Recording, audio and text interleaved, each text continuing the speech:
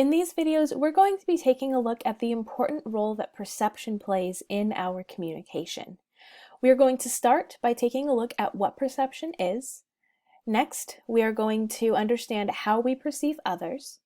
Then, we are going to look at how perception impacts our sense of self, before finally talking about how we can improve our perceptions.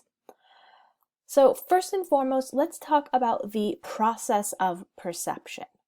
And it's important for us to recognize the fact that perception is a two-way street.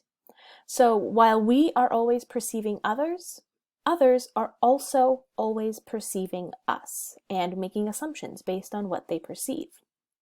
So for example, on the first day of school, when students come into a physical classroom, the instructor can look at the students and they make perceptions about those students. We look at the ways that the students are dressed, the items that they are carrying into the classroom, like backpacks and notebooks, where they decide to sit in the classroom, and all of those pieces of information are data that we take in, and we can start to make some potential assumptions about the personalities of those students. But similarly, when students come into a classroom on the first day of school, they are taking in perceptions about their professor and the way that the professor is dressed, the way that they look, how organized they seem, how approachable they seem, etc. So perception is always a two-way street in that way. So what is perception? Perception is the process of selecting, organizing, and interpreting information. So let's break this down step by step. The very first thing that we do when we are perceiving something is we are selecting information.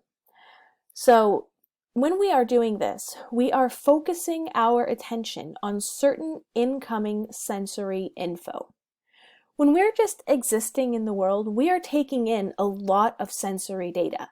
We are seeing things with our eyes, we are hearing things with our ears, we're potentially smelling things or touching things, and so there's just a lot of data coming in, and the first step of perception is deciding what of that data is important or salient for us. What do we need to pay attention to? What do we need to focus on? Next, we start organizing that information.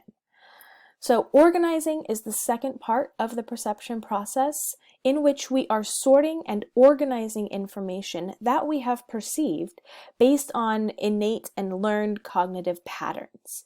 So we are taking in the information, and now we are starting to try to make sense of that information in our brains. In addition, we are also trying to simplify that information and look for patterns within that information, within that sensory data, that is going to help us to more effectively and efficiently communicate with one another and get through life.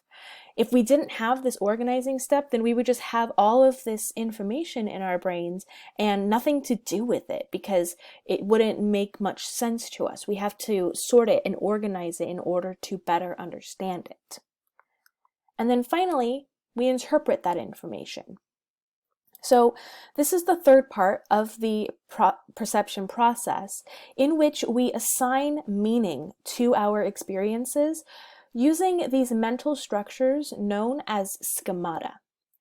Schemata are like databases of information stored within our brains, and it's information that is related to one another so that we can interpret new experiences.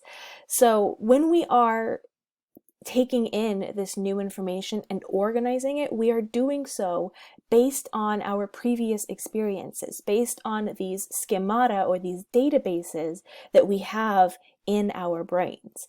And so we are taking in a piece of information saying, okay, I think that fits here, and because that fits here, I now know this piece of information. So having these schemata, having this past experience, helps us to make better inferences about what it is that we are perceiving. It helps us to interpret the information that we are seeing and try to make sense of that information. And that's the process of perception, right? We take the information, we figure out what that information is, And then we have to figure out what that information means and how we proceed from there. So when we are perceiving, as I said, it's important to remember that perception is a two-way street and that we perceive by selecting that information, organizing it, and then interpreting that information.